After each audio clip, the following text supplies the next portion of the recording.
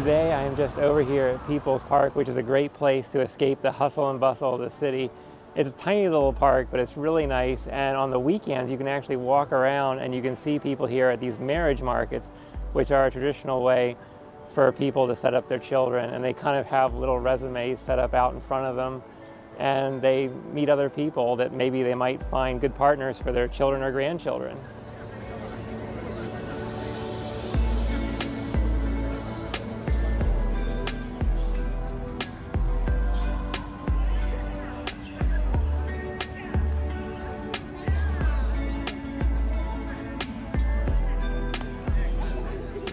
So I've been watching this group of old ladies here with swords dancing around the park.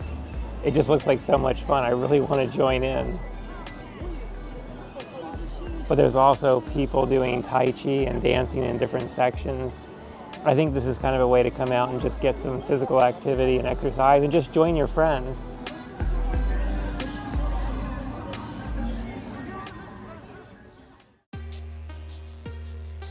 It's hard to imagine this megatropolis was once a small fishing village.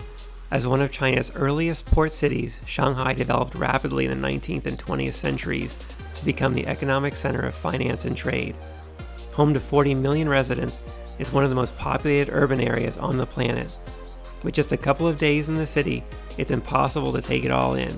But with my feet on the ground, I'll start where any good tourist would.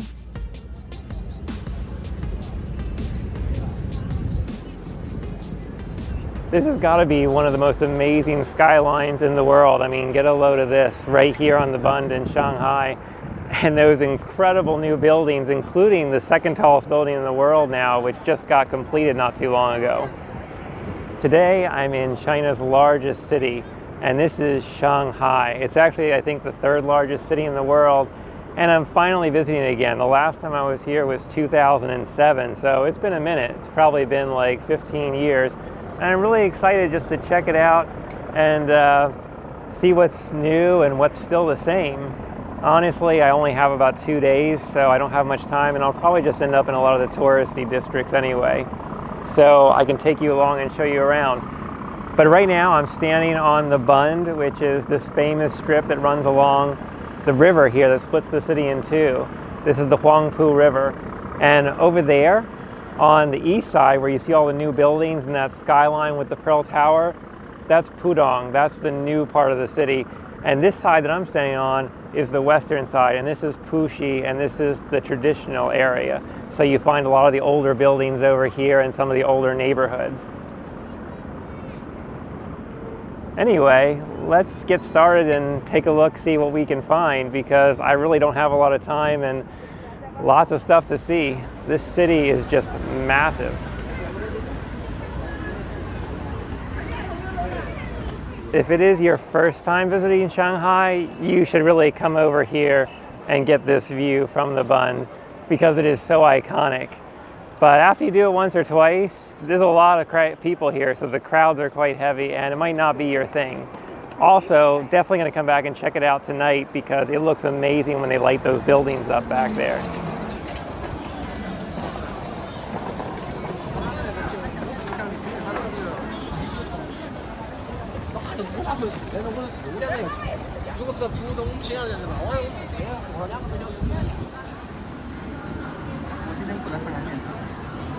So right now I am just in Shanghai's famous shopping street. This is Ningguang Road, and it actually leads right up to where we just were by the Bund. It is quite crowded and there's a lot of shopping here, so just walk around and take a look.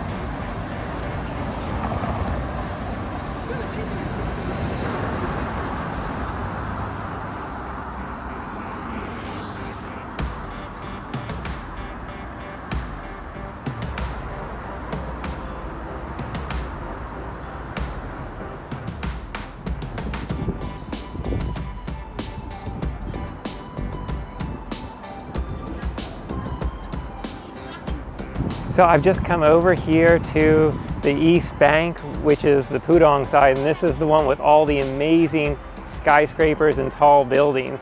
It really looks like the city from the future. It shouldn't even exist right now, but it's here in China, in Shanghai. And as you can see behind me, those three massive buildings, one of those is actually the second tallest building in the world behind the Burj Khalifa. You can go up it, but I didn't make plans in time to actually get tickets to do any of the towers or any of the views from above this trip. Also, right behind me, right there is the Pearl Tower, and I've actually been up that one my last trip, and it was really cool because I got a night view of the Bund, which we were just at on the other side of the river, because that lights up at night and it looks really, really cool. It is just so much fun to be back here, even though I don't have much time and there wasn't a lot of planning. I'm still getting to kind of walk around and see all this stuff that I just barely remember, so it's almost like coming here for the first time for me.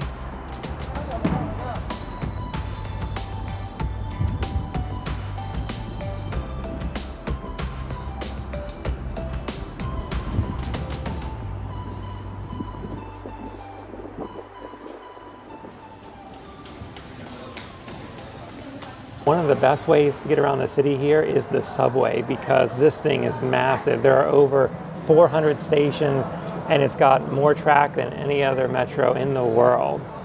On top of that, these stations are amazing. I mean, they're like works of art on the inside, so you really, heck, I would come to stations just to see what they look like on the inside.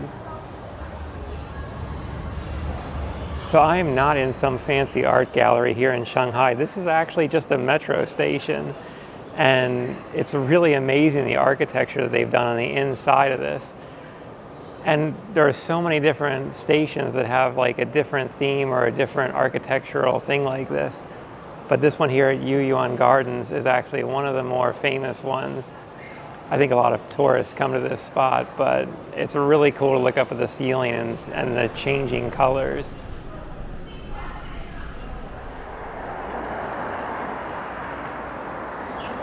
I just came over to this area called Yuhua tonight, and that is because everyone keeps recommending it to me.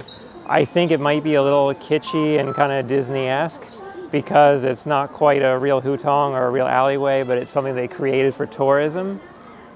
But I am kind of excited to go and check it out. So far, I mean, it looks pretty cool from the facades I can see down that street. And I'm gonna go walk around and check it out and let you know what I think about it.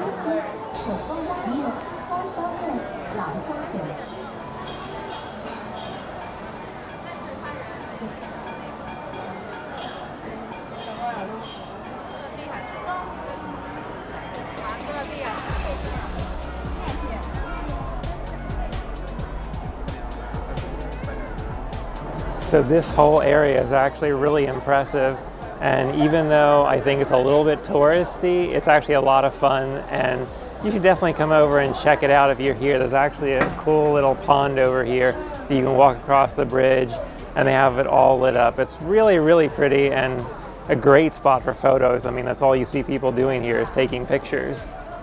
So I'm just gonna go over and walk across this bridge really quick and maybe get a few more good ones.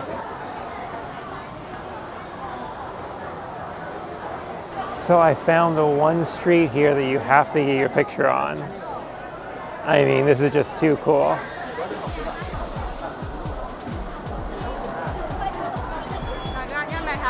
So on the opposite side of the street from all the stuff that looks very Chinese with these facades, there are these little booths set up which are super, super touristy and gimmicky, but they're fun, you know? It's kind of like a carnival atmosphere here. Everybody's having a great time, taking photos, eating lots of food. They have pretty much every kind of Chinese food you can imagine here. So this really is a great thing to do if you're only in Shanghai for a day or two. I definitely recommend coming over here.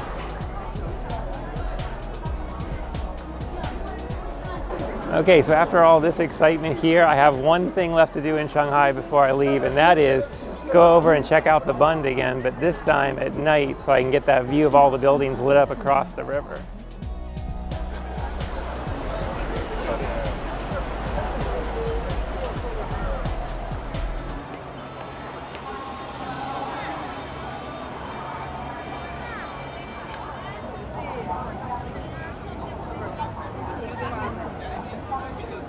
So I just came back over here to the Bund at night because the views here are spectacular after dark, as you can see behind me.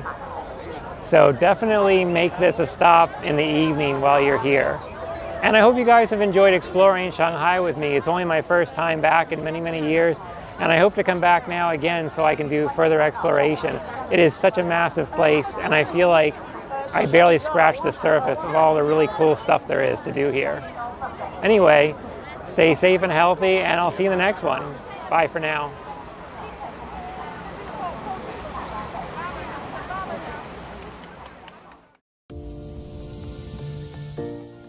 Thanks for joining me today.